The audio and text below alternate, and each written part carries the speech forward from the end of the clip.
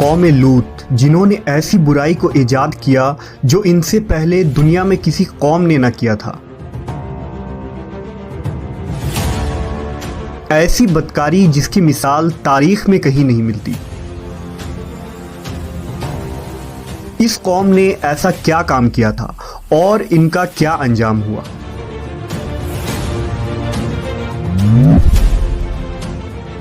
حضرت لوط علیہ السلام اللہ کے ایک برگزیدہ نبی تھے۔ آپ کے والد کا نام ہاران تھا جو تاریخ کے بیٹے تھے۔ آپ کی پیدائش عراق کے قدیم شہر اور میں ہوئی تھی۔ اس شہر میں ابراہیم علیہ السلام کا مسکن تھا۔ دراصل لوط علیہ السلام کے والد ہاران حضرت ابراہیم کے سگے بھائی تھے، یعنی حضرت لوط علیہ السلام حضرت ابراہیم کے بھتیجے تھے۔ چونکہ حضرت لوط علیہ السلام کے والد ان کے بچپن میں ہی انتقال کر چکے تھے، لہذا حضرت لوط کو حضرت ابراہیم نے بیٹا بنا کر پالا تھا۔ آپ حضرت ابراہیم پر سب سے پہلے ایمان لانے والوں میں شامل ہیں۔ آپ حضرت ابراہیم کے زمانے میں اہل سدوم کی رہنمائی کے لیے نبوت کے منصب پر فائز ہوئے۔ حضرت لوط کے بہت سارے معجزات ہیں۔ آپ جس وقت بارش کے لیے دعا کرتے تھے تو آسمان بادلوں سے بھر جاتا اور خوب بارش ہوتی تھی۔ حضرت لوط جس پتھر پر سر رکھ کر سوتے، اس پتھر پر آپ کے سر مبارک کا نشان بن جاتا تھا۔ سدوم وہ علاقہ تھا جہاں لوط علیہ السلام مبعوث فرمائے گئے۔ سدوم کے آس پاس 5 نہایت ہی خوبصورت شہر آباد تھے، جن میں سے ہر ایک کی آبادی 1,00,000 نفوس سے زیادہ ہی تھی۔ یہ علاقے نہایت ہی سرسبز و شاداب اور قدرت کی فیاضی کا حسین شاہکار تھا۔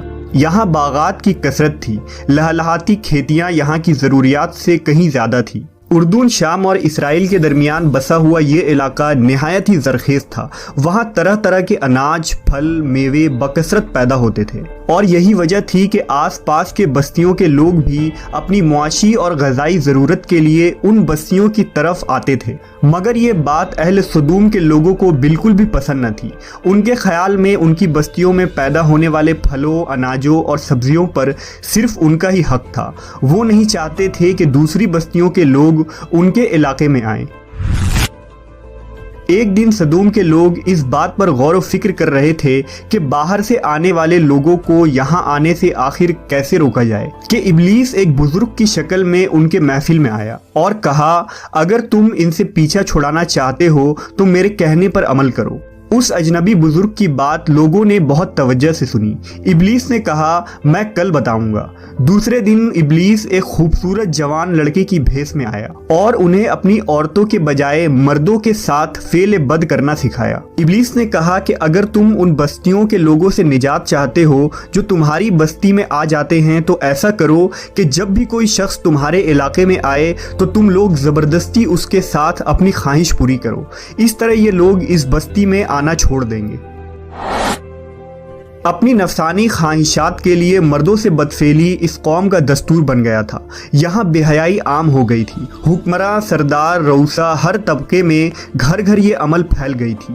بھری محفل میں یہ لوگ اس فحاشی کے کام کو کر کے خوش ہوتے تھے۔ کوئی بھی محفل اس کام کے بغیر ادھوری سمجھی جاتی تھی۔ خاص کر مسافروں میں سے کوئی خوبصورت لڑکا ہوتا تو یہ لوگ اسے اپنا شکار بنا لیتے۔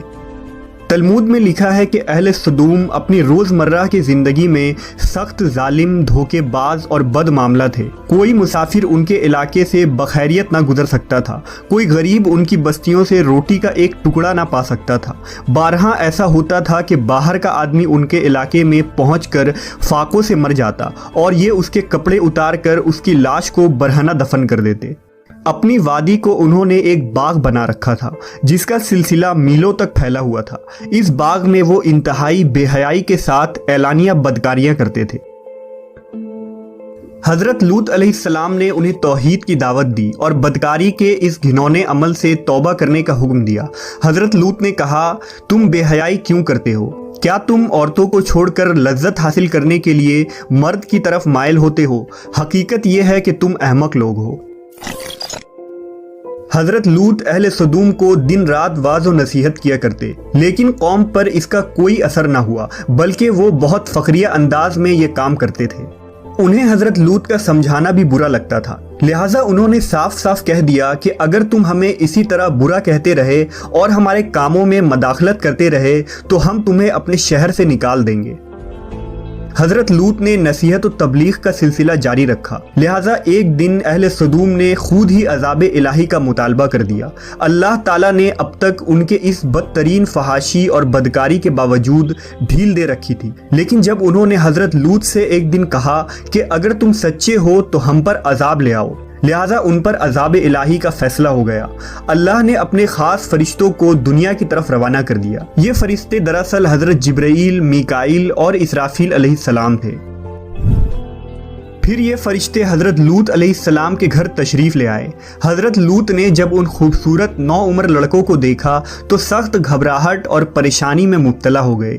انہیں یہ خطرہ محسوس ہوا کہ اگر ان کے قوم کے لوگوں نے انہیں دیکھ لیا تو نہ جانے وہ ان کے ساتھ کیا سلوک کریں گے۔ حضرت لوط کی بیوی کا نام وائلہ تھا، اس نے آپ پر ایمان نہ لایا تھا اور وہ دراصل منافقہ تھی، وہ کافروں کے ساتھ تھی، لہٰذا اس نے جا کر اہل سدوم کو یہ خبر دے دی کہ لوط کے گھر نوجوان لڑکے مہمان ٹھہرے ہوئے ہیں۔ یہ سن کر بستی والے دوڑتے ہوئے حضرت لوط کے گھر پہنچے۔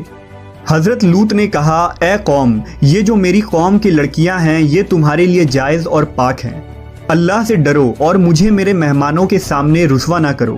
کیا تم میں سے کوئی بھی شائستہ آدمی نہیں؟ حضرت لوط کی بات سن کر وہ لوگ بولے، تم بخوبی واقف ہو کہ ہمیں تمہاری بیٹیوں سے کوئی حاجت نہیں، اور جو ہماری اصل چاہت ہے اس سے تم بخوبی واقف ہو۔ قوم لوط کے اس بے شرمانہ جواب سے اندازہ لگایا جا سکتا ہے کہ وہ فعل بد میں کس حد تک مبتلا ہو چکے تھے۔ جب حضرت لوط علیہ السلام کی قوم ان کے گھر کی طرف دوڑتی ہوئی آئی تو حضرت لوط نے گھر کے دروازے بند کر دیے اور ان نوجوانوں کو ایک کمرے میں چھپا دیا۔ اس بدکار لوگوں نے آپ کے گھر کا گھیراؤ کیا ہوا تھا اور ان میں سے کچھ گھر کے دیوار پر بھی چڑھنے کی کوشش کر رہے تھے۔ حضرت لوط اپنے مہمانوں کی عزت کے خیال سے بہت زیادہ گھبرائے ہوئے تھے۔ فرشتے یہ سب منظر دیکھ رہے تھے۔ جب انہوں نے حضرت لوط علیہ السلام کی بے بسی اور پریشانی کا یہ عالم دیکھا تو حقیقت سے پردہ اٹھاتے ہوئے یوں فرمایا، اے لوط، ہم تمہارے رب کے بھیجے ہوئے فرشتے ہیں، یہ لوگ ہرگز تم تک نہیں پہنچ سکیں گے۔ ابھی کچھ رات باقی ہے تو اپنے گھر والوں کو لے کر چل دو اور تم میں سے کوئی شخص پیچھے مڑ کر نہ دیکھے۔ اہل سدوم حضرت لوط کے گھر کا دروازہ توڑنے پر بضد تھے، لہٰذا حضرت جبرائیل علیہ السلام نے گھر سے باہر نکل کر اپنے پر کا ایک کونا انہیں مارا، جس سے ان سب کی آنکھوں کے ڈھیلے باہر نکل آئے اور بصارت زائل ہو گئی۔ یہ خاص عذاب ان لوگوں کو پہنچا جو حضرت لوط کے پاس بد نیتی سے آئے تھے۔ حضرت لوط علیہ السلام حقیقت حال جان کر مطمئن ہو گئے اور اپنے گھر والوں کے ساتھ رات ہی کو نکل کھڑے ہوئے۔ بیوی بھی ان کے ساتھ تھی، لیکن کچھ دور جا کر وہ واپس اپنے قوم کی طرف پلٹ گئی اور قوم کے ساتھ جہنم رسید ہو گئی۔ صبح کا آغاز ہوا تو اللہ کے حکم سے حضرت جبرائیل نے بستی کو اپنے پر سے اکھاڑ دیا اور پھر اپنے بازو پر رکھ کر آسمان پر چڑھ گئے، یہاں تک کہ آسمان والوں نے بستی کے کتے کے بھونکنے اور مرغوں کے بولنے کی آوازیں سنی۔ پھر اس بستی کو زمین پر دے مارا، جس کے بعد ان پر پتھروں کی بارش ہوئی۔ ہر پتھر پر مرنے والوں کا نام لکھا ہوا تھا۔ جب یہ پتھر ان کو لگتے تو سر پاش پاش ہو جاتے۔ صبح سویرے شروع ہونے والا یہ عذاب اشراق تک پوری بستی کو نیست و نابود کر چکا تھا۔ قوم لوط کی ان خوبصورت بستیوں کو اللہ نے ایک انتہائی بدبودار اور سیاہ جھیل میں تبدیل کر دیا، جس کے پانی سے رہتی دنیا تک کوئی فائدہ نہیں اٹھایا جا سکتا۔ سمندر کے اس خاص حصے میں کوئی جاندار، مچھلی، میڈک وغیرہ زندہ نہیں رہ سکتے، اس لیے اسے ڈیڈ سی یعنی بحر مردار کہا جاتا ہے، جو اسرائیل اور اردن کے درمیان واقع ہے۔ ماہرین آثار نے 10 سالوں کی تحقیق و جستجو کے بعد اس تباہ شدہ شہر کو دریافت کیا تھا۔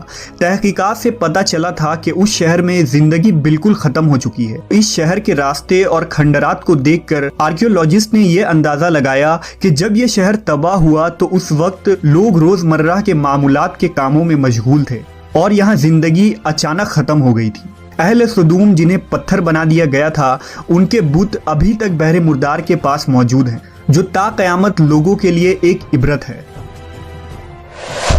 آج یورپی ممالک میں انسانی آزادی کے نام پر اس بدکاری کی اجازت دی جاتی ہے اور اس فحش عمل کو فخر سمجھا جاتا ہے، مگر حقیقت یہ ہے کہ ہم جنس پرستی بالکل فطرت کے خلاف ہے، جس سے انسانی معاشرہ تباہ و برباد ہو جاتا ہے۔ روایتوں کے مطابق ایک مرتبہ حضرت سلیمان علیہ السلام نے شیطان سے پوچھا کہ اللہ کے نزدیک سب سے بدترین عمل کیا ہے؟ ابلیس بولا، جب مرد مرد سے بدفعلی کرے اور عورت عورت سے خواہش پوری کرے۔ حضرت ابن عباس سے روایت ہے کہ رسول اللہ صلی اللہ علیہ وسلم نے فرمایا کہ اس شخص پر اللہ پاک کی لعنت ہو جو قوم لوط والا عمل کرے۔